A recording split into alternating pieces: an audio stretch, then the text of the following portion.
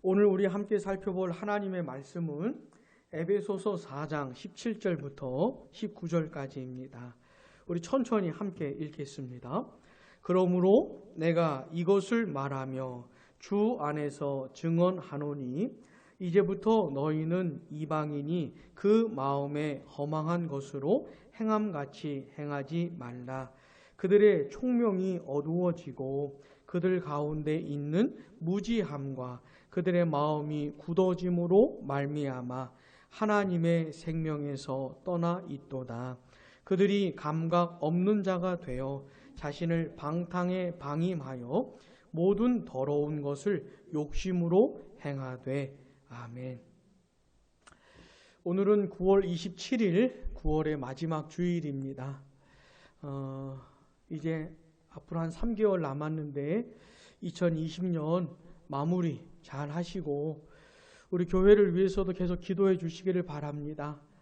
우리 교회가 2020년을 마무리 잘하고 2021년도에는 또 새롭게 시작할 수 있도록 기도해 주시기를 바랍니다. 우리는 이 에베소서를 통해서 계속해서 교회에 대해서 생각을 해보고 있습니다. 교회, 또 교회와 관련된 내용들. 여러분, 우리가 교회를 생각을 할 때는 우리의 경험을 먼저 생각할 수가 있어요. 수십 년 그래도 다녀봤기 때문에 다녀보면서 참 많은 일들을 경험하고 그러면서 교회가 이런 거구나, 교회는 이렇게 돼야 되겠구나, 이런 것들을 경험적으로 많이 알게 되고 습득하고 판단하거든요. 근데 그걸 조금 뒤로 하고, 다 쓸모없는 게 아닙니다. 유익한 게 되게 많아요. 경험적으로 배우는 게 너무 많습니다. 그러나 그건 일단 뒤로 하고 성경을 가지고 먼저 배워야 되는 것이에요. 성경을 알기도 전에 그냥 경험적으로 다 이렇게 결론을 내버리면 안 되고, 이건 뒤로 하고 성경을 가지고 좀 먼저 배워야 됩니다. 교회가 뭔지. 그러면서 성경을 가지고 교회에 대해서 이렇게 정리하고 정돈해야 될 필요가 있습니다. 특별히 우리 양무리 교회는 이제 막 세팅해 가는 과정이거든요. 그러니까 더 중요한 겁니다. 우리는 이 교회라는 것, 또 내가 교회 소속이 되었다는 것에 대해서 자랑하거나 막 이렇게 자부심을 갖기에 어려운 시절을 보내고 있습니다.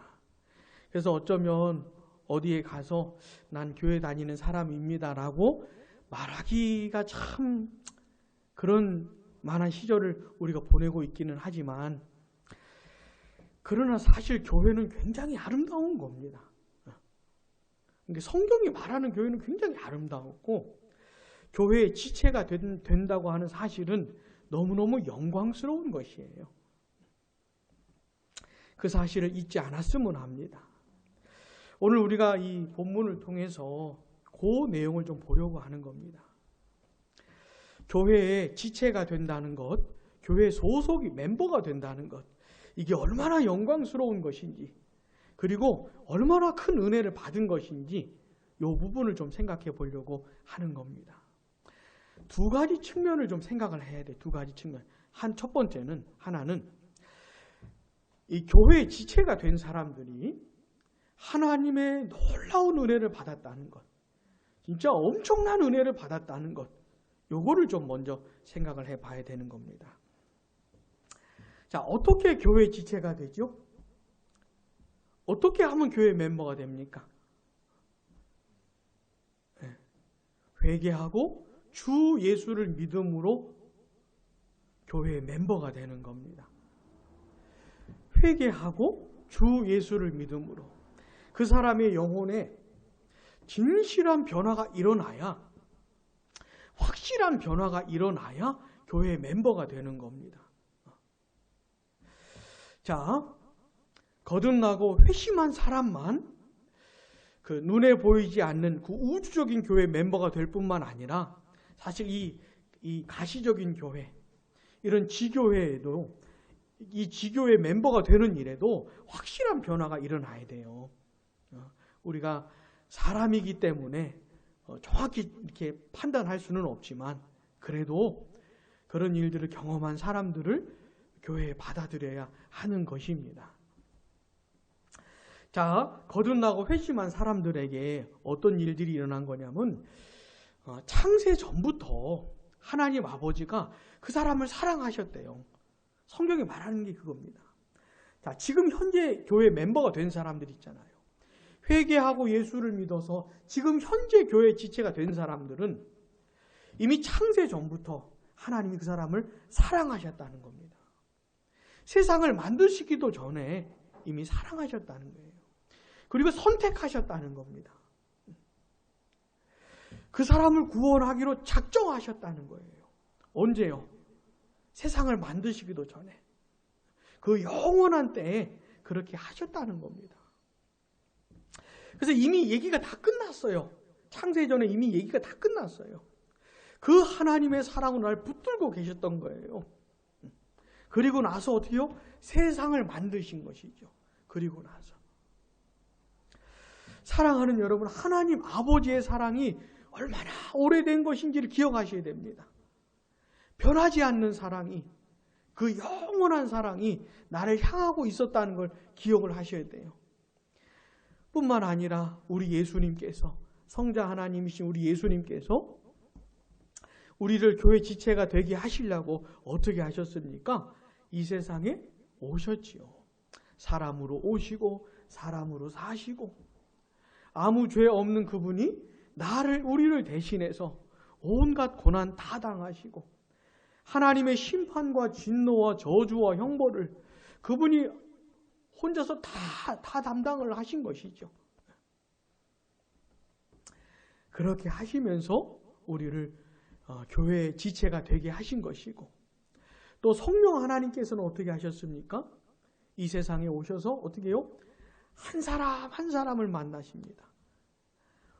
예수 믿고 구원받고 교회 지체가 된 그 사람들 있잖아요. 그 모든 사람들을 한 사람 한 사람 다 만나시는 거예요. 성령께서 만나주시지도 않고 컨택하시지도 않았는데 구원받고 예수 믿게 되는 경우는 한 사람도 없는 겁니다. 성령의 역사가 각자 일어나는 것이에요. 그러면서 어떻게 된 겁니까? 자기 자신의 자기가 죄인인 것도 알게 되고 하나님 앞에 얼마나 죄를 많이 지었는지도 알게 되고 얼마나 비참한 존재인지도 알게 되고 하나님이 없으면 살 수 없다는 것도 알게 되고 그리스도 예수의 십자가의 은혜도 알게 되고 그러면서 어떻게 해요? 회개하고 주 예수 그리스도를 믿게 되는 겁니다. 성령의 역사로. 자, 그런 은혜, 성부, 성자, 성령 하나님, 삼위 하나님의 엄청난 은혜로 말미암아 그렇게 된 것이에요. 그런데 더 놀라운 게 뭡니까?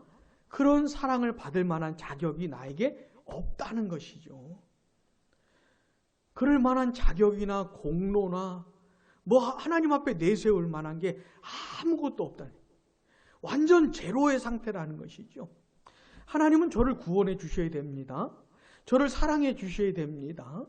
저를 교회 지체가 되게 해 주셔야만 됩니다. 저는 그럴 만한 사람입니다. 라고 말할 거리가 없다는 것이죠.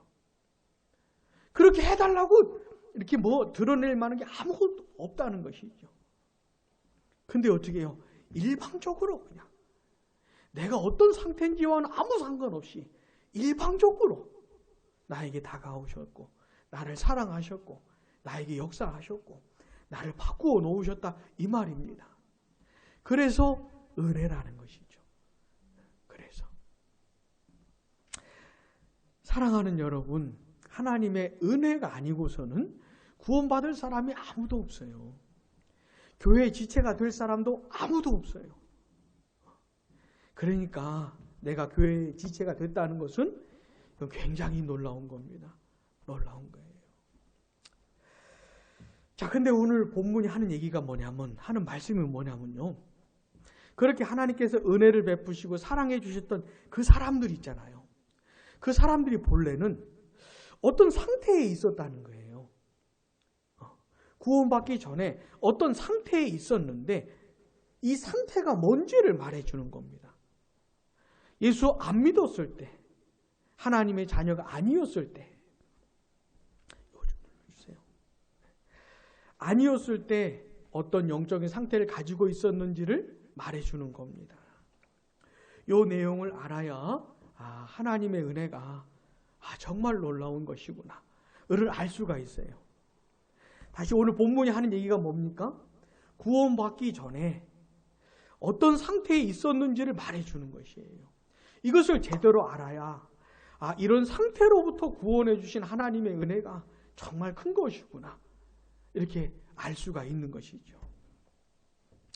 자, 그렇다면 이 에베소서라고 하는 이 편지를 받았던 성도들이 있잖아요.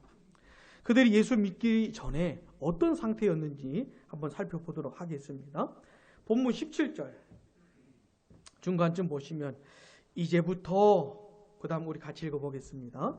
너희는 이방인이 그 마음에 허망한 것으로 아멘. 여기 보니까 그 마음에 허망한 것이 있다는 것이, 허망하다는 게 뭐죠? 예, 허무하고 허탈하고 그런 것이에요. 허전하고 허한 거 있지요. 여러분 몸이 허해 본 적 있지요?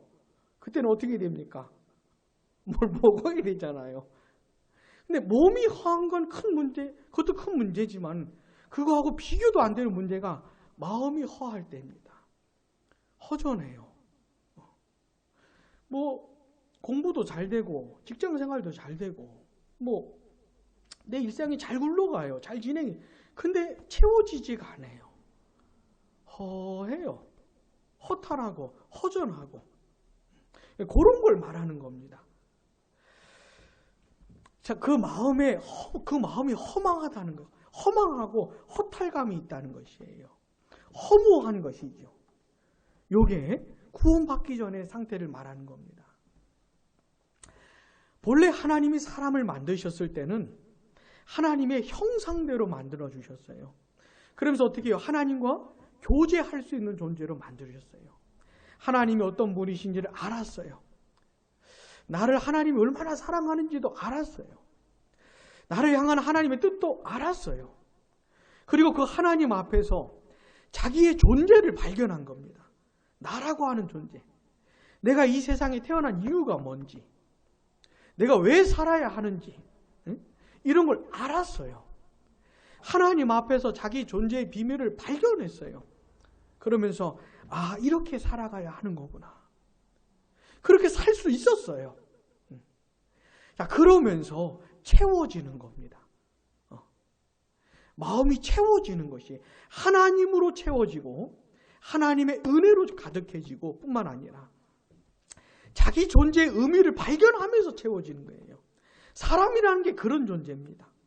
자기의 존재의 비밀을 발견 못하고 왜 사는지를 모르고 내 인생이 어디로 가는지도 모르고 그러면 허망할 수밖에 없는 게 사람인 것이에요. 근데 하나님이 처음은 허망하게 만들질 않으셨어요. 사람이 알 수 있었어요. 그러면서 자기의 인생을 하나님의 뜻 가운데 이렇게 만들어 갈 수가 있었어요. 하나님이 주신 능력을 가지고 생각하고 기뻐하고 추진할 수 있는 그런 인격을 가지고 하나님의 뜻 가운데 자기 인생을 만들어 갈 수가 있었습니다. 그러면서 어떻게 해요? 만족함을 누리는 것이죠. 만족함을. 근데 사람이 죄를 짓자 어떻게 됐습니까? 이게 깨어져 버린 것이에요. 자기 존재의 만족이 어디서부터 흘러나오는지를 모르게 된 겁니다. 자기가 어떻게 살아야 영원한 만족을 느낄 수 있는지 이걸 모르게 된 겁니다.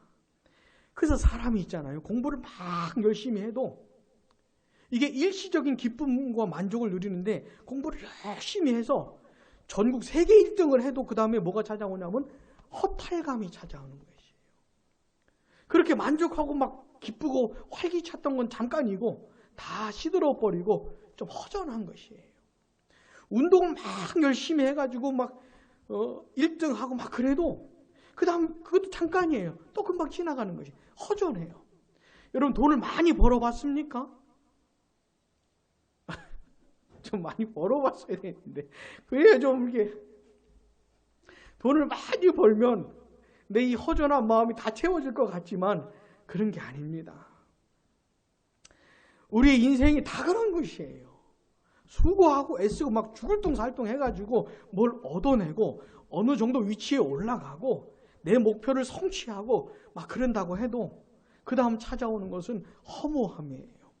정상에 올랐을 때 찾아오는 허무함은 정말 견디기가 힘든 겁니다. 올라가지 못했을 때는 올라가지 못해서 그런가 보다 했지만은 올라간 다음에 뭔가 확실한 걸 내가 얻은 다음에 찾아오는 이 허무함, 허탈감은 너무 힘든 것이에요. 너무너무 괴로운 것이에요. 근데 그 허무함이 있다는 겁니다. 그리고 그 허망한 것으로 행한다는 것이에요. 그 영혼에 채워지지도 않는 걸 위해 가지고 그 마음이 영원한 만족을 주지도 못하는 걸 가지고 아둥바둥하면서 그냥 거기에 내 존재와 인생이 달려있는 줄 알고 그거 얻기 위해서 그냥 그렇게 살았다 이 말입니다. 그러니까 얼마나 안타깝습니까? 열심히 안 사는 사람들은 그렇다 치더라도 열심히 사는 거 열심히 죽을 둥 살 둥 열정적으로 사는데 허망한 걸 추구하면서 살아가는 것이죠. 또 예수 믿고 구원받기 전에 그들은 어떤 상태에 있었는지 본문 18절 우리 한번 같이 읽어보겠습니다. 그들의 총명이 어두워지고 그들 가운데 있는 무지함과 그들의 마음이 굳어짐으로 말미암아 하나님의 생명에서 떠나 있도다. 아멘. 본래 하나님은 사람을 이 총명이 있는 존재로 만드셨어요. 이 지성이 굉장히 탁월한 존재로 만드셨습니다. 그래서 하나님을 알았어요. 여기 나오는 무지하다고 그러는데 무지한 존재가 아니고 지적인 존재로 만드셨습니다. 사람은 뭔가를 아는 게 굉장히 중요한 거예요. 지성이 굉장히 중요합니다. 근데 하나님을 알았어요. 하나님의 뜻이 뭔지도 알았습니다. 이 세상의 정체가 뭔지도 알았고 그걸 판단할 수가 있었어요. 그러면서 자기가 어떻게 살아가야 되는지도 알 수가 있었습니다. 근데 죄를 짓고 타락하면서 어떻게 해요? 그 부분이 캄캄해진 것이에요. 어두워진 것이에요. 그 지식을 상실해버리고 만 겁니다. 그러니까 이제는 몰라요. 이제는 무지한 존재가 된 겁니다. 뿐만 아니라 어떻게 해요? 마음이 굳어져 버렸어요. 하나님이 본래 사람을 만드셨을 때는 부드러운 마음을 가진 존재로 만드셨어요. 그러니까 하나님을 알고 하나님의 뜻을 알 뿐만 아니라 그 하나님의 뜻대로 살고 싶은 마음을 가진 존재로 만드셨어요. 하나님을 향해서 부드러운 마음을 가진 존재로 만드셨기 때문에 하나님을 향해서 태도가 부드러워요. 하나님 사랑해요. 하나님의 뜻대로 살고 싶은 그런 부드러운 마음으로 만들어 주셨어요. 근데 죄를 짓고 타락하고 망가지니까 어떻게 되어버렸습니까? 이 무지한 존재가 됐을 뿐만 아니라 마음이 단단한 존재가 되어버린 거예요. 하나님도 모르고 하나님의 뜻이 뭔지도 모르고 그냥 남아있는 자기 악한 본성대로 자기 하고 싶은 대로 사는 건데 마음이 단단해져가지고 그게 옳은 줄 아는 거예요. 자기가 원하는 대로 자기 뜻대로 자기 계획대로 살아가는 게 옳다고 생각을 하는 거예요. 그리고 마음이 단단해져가지고 변하질 않아요. 뭐가 잘못되어 있는 건지도 모르고 변하고 싶은 마음도 없고 그런 상태로 살아가는 겁니다. 마음이라도 부드러우면 좀 변할 가능성이라도 있죠. 근데 마음이 단단해요. 너무너무 비참한 상태에 있는데 변할 수 있는 가능성이 없어요. 단단해가지고. 여기서 말하는 이 굳어졌다고 하는 건 완전히 굳어진 것을 말하는 겁니다. 가능성이 제로예요. 그러니까 스스로는 이 단단함을 깨뜨릴 수가 없어요. 변할 수가 없어요. 그러니까. 그래서 어떻게 됐습니까? 결국 하나님의 생명에서 어떻게 해요? 떠나 있습니다. 모든 생명의 근원 되시는 우리 하나님으로부터 멀어져 있어요. 그러니 생명이 없지요.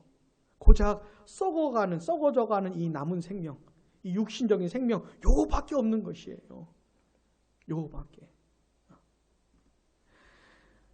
제가 그 코로나 때문에 저에게는 좀 특별한 게 있는데 뭐냐면 우리 가정을 돌볼 수 있는 좀 시간이 돼요. 그리고 우리 새아이 데리고 제가 등산을 가는데 이 녀석을 쫓아갈 수가 없어요. 제가 또 이렇게 올라가는데 이 녀석이 얼마나 빠른지. 옛날엔 제가 그 녀석 막 끌어안고 새아나 좀만 더 가자. 징징거리는 새아이 데리고 아니야 새아나 할 수 있어 좀만 가자. 그래가지고 막 그렇게 막 어거지로 올라갔던 산인데 이제는 막 저를 앞서가지고 막 올라가요. 쫓아갈 수가 없어요. 새아이가 많이 큰 것도 있겠지만 제 몸이 그만큼 약해진 거 아니겠습니까? 그죠? 우리 여기 있는 청년들은 잘 모르지요. 몸이 꺾이는 게 잘 모르는지 모르지요. 그거 알 데가 없니다. 예?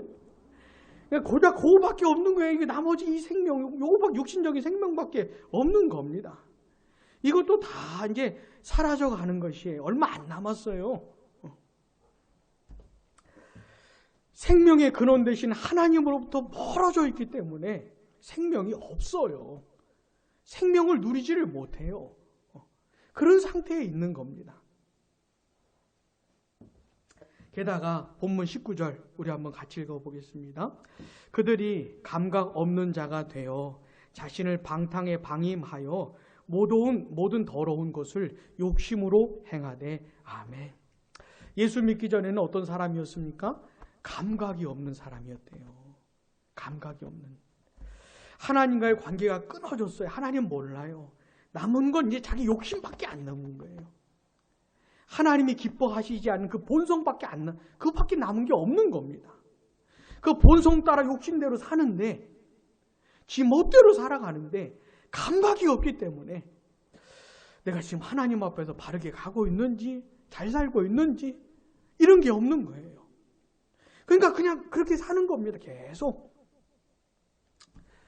이렇게 좀 잘못 가고 잘못 살면 이렇게 딱 끈이라도 붙들어 가지고 이렇게 못 가게 해야 되는데 이런 게 없는 것이에요. 모든 더러운 것을 욕심으로 행하고 자신을 방탕에 방해해버리는. 오늘 우리가 살펴본 17절부터 19절의 내용이 예수를 안 믿는 사람들이 있잖아요. 거듭나고 회심하지 않은 사람들의 일반적인 상태를 말하는 겁니다. 일반적인 상태를 말하는 것이에요. 그런 상태에서 어떻게 해요? 구원해 주셨다 이 말입니다. 그런 상태로부터 구원해 주셨다는 것이에요. 교회의 지체가 됐다는 말은 이 17절부터 19절의 상태로부터 벗어나게 됐다 이 말입니다. 그러니 이것이 얼마나 큰 은혜입니까? 그러니 성령의 역사를 따라 거듭나고 회심하면서 어떻게 됐습니까? 하나님의 생명 안으로 들어왔어요. 생명 안으로 들어왔습니다. 영원한 생명을 갖게 됐어요. 영원한 생명을 누리게 됐어요. 지금도 누리고 있어요.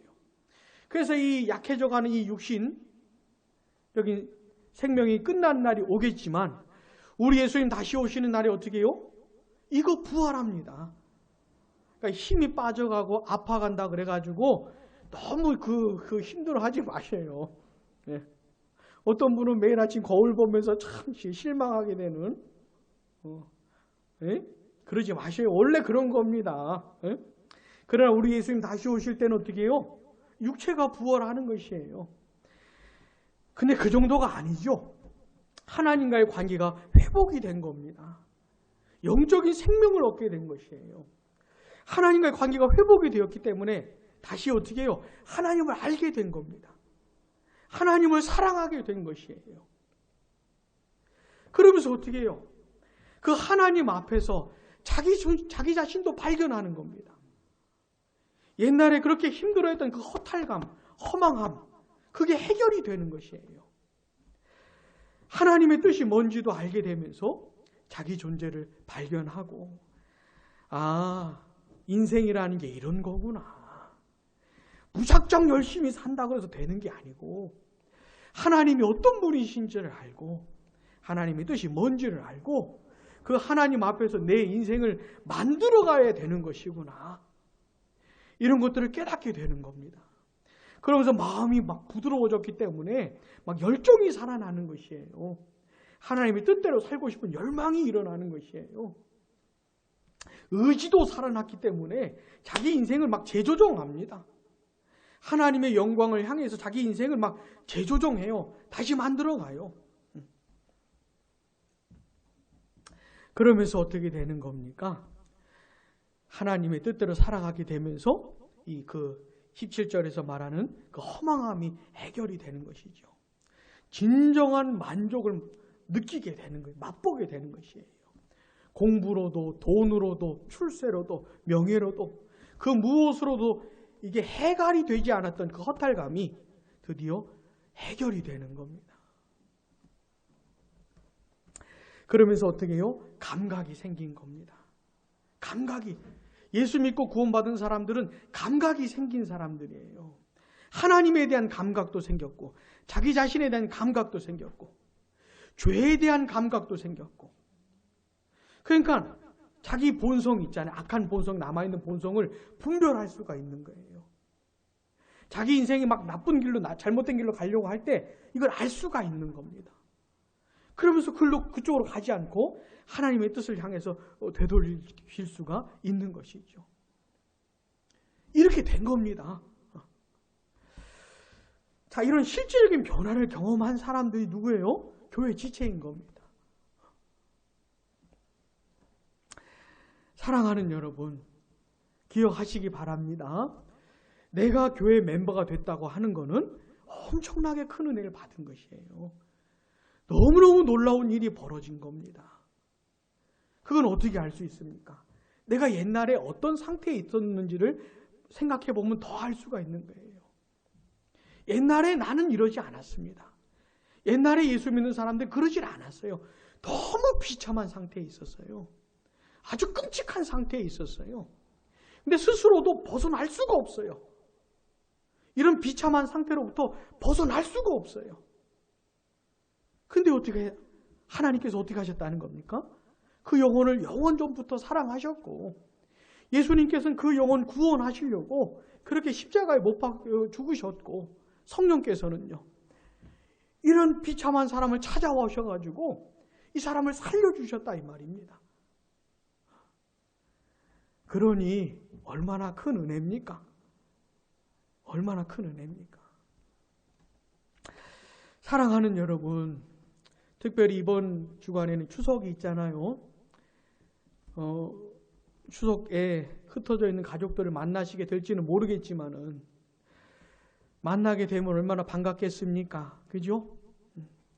반가워하시고 좋은 시간 보내셔요. 근데 무엇보다도 그분들의 영혼을 기억하셔야 됩니다. 그 누구라도 거듭나고 회심하지 않았다면 예수 믿지를 않는다면 17절하고 19절의 상태에 지금 현재 있는 거예요. 내 가족, 내 친척들 예수를 안 믿는다면 17절부터 19절까지의 상태에 있는 겁니다. 너무너무 비참한 상태에 있는 것이에요. 그냥 만나서 막 즐거워하고 희낙낙할 그런 게 아닌 겁니다. 너무너무 비참하고 위험한 상태에 있는 것이에요. 그래서 그런 가족들, 친척들을 위해서 꼭 기도를 하셔야 되는 겁니다. 기도하시고 때를 따라 그들에게 복음을 전해주고 예수를 안 믿으면 수가 없어요. 방법이 없어요. 17절부터 19절까지 계속 이런 상태에 있다가 영원한 지옥으로 떨어지는 겁니다. 영원히 멸망하는 것이에요. 영원히 헤어지게 되는 겁니다. 영원히. 그래서 정말 기도하시고 복음을 전해주시고 하셔야 되는 거예요. 부디 이번 추석 연휴 기간에 기도할 수 있는 시간이 되면 좋겠습니다. 그래서 우리가 살아있을 때 내 가족들, 내 자녀들, 내 친척들이 구원받는 것을 보면서 17절부터 19절로부터 벗어나게 되는 그런 역사를 보게 되면 좋겠습니다. 사랑하는 여러분 기억하시기 바랍니다.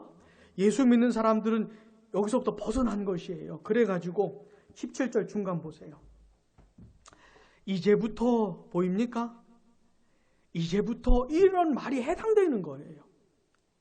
이게 해당되는 사람들이 된 겁니다. 옛날에는 17절부터 19절까지 있었어요.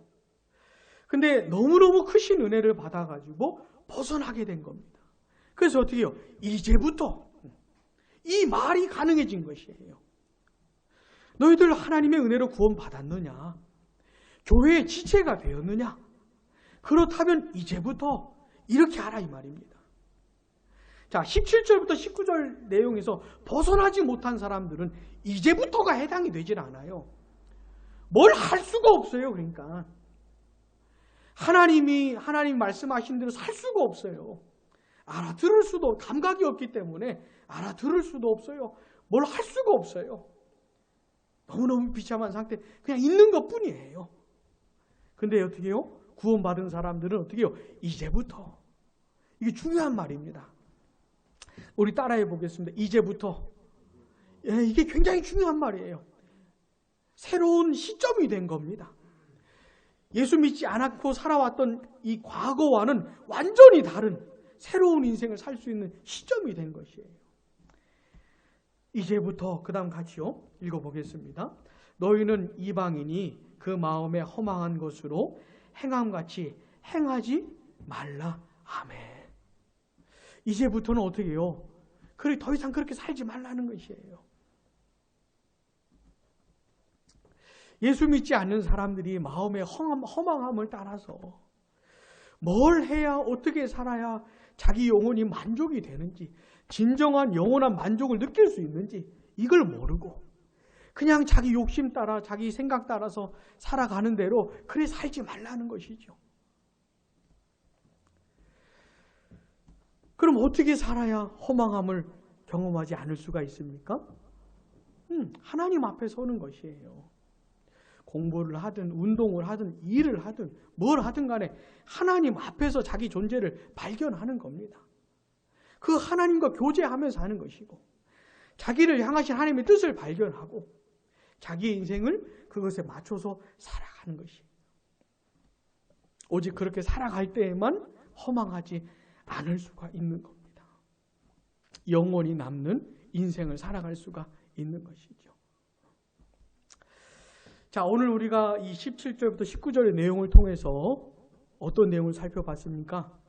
예수 믿고 구원받은 사람들, 교회 지체된 사람들이 받은 은혜가 얼마나 큰 것인지를 생각해 봤어요. 자, 이거는 앞으로도 똑같습니다. 여러분 앞으로도 신앙생활 하실 때 이걸 알아가야 돼요. 하나님의 은혜가 얼마나 크냐. 우리 이따가 찬송하겠지만 나 같은 죄인 살리신 하나님의 은혜, 이게 놀라운 은혜라는 것을 알아가야 되는데 두 가지 측면이 있어요. 하나는 뭡니까? 진짜 받은 은혜가 뭐냐? 하나님의 사랑, 예수님의 은혜, 성령의 역사, 이게 뭔지를 알아가야 돼요. 또 하나는 뭡니까? 구원받기 전에 내가 얼마나 비참한 상태에 있었는지를 알아가야 돼요. 그게 오늘 본문이 말해주는 겁니다. 하나님의 생명에서 떠나 있고 감각이 없어요. 완전 죽었어요. 하나님 몰라요. 사랑하지도 않아요. 자기 욕심 따라 살아갈 뿐이에요. 그러면서 인생은 내내 허탈감을 경험하면서 사는 것이에요. 허망함을. 이것도 아니네. 저것도 아니네. 다람쥐 쳇바퀴 돌리듯이 열심히 해놓고 이것도 아니네. 이런 것을 맛보면서 살아가는 것이죠. 자, 그렇게 비참하고 거기서부터 스스로 벗어날 수도 없는 완전 절망의 상태에 있었다는 것, 이 양쪽을 다 알아가야 되는 겁니다. 그러니까 무슨 말인지 아시겠죠? 그래야 하나님의 은혜가 이런 거구나 알게 되는 거예요. 사랑하는 여러분, 하나님의 은혜를 알게 된 다음에는 뭐가 나오냐면 삶이 나오는 것이에요. 하나님의 은혜를 깨달아야 내가 이런 은혜와 사랑을 받은 거구나를 알게 되어야 그 다음 뭐가 나온다고요? 삶이 나오는 거예요. 하나님의 은혜를 모르는 사람한테 당신 이렇게 살아야 되고 저렇게 살아야 된다고 아무리 말해봤자 삶이 안 나오는 것이에요.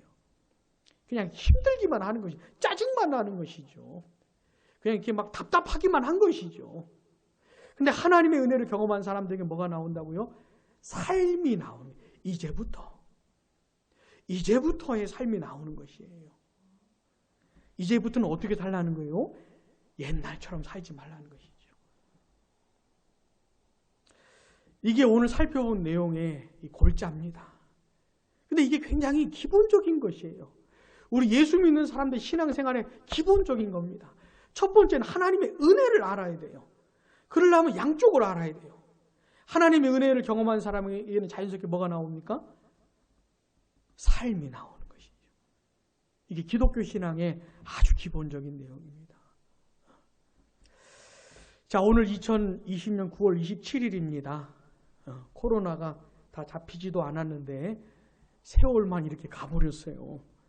3개월 남았는데 사랑하는 여러분, 남은 3개월 동안에 하나님의 은혜를 깊이 알게 되길 축복합니다.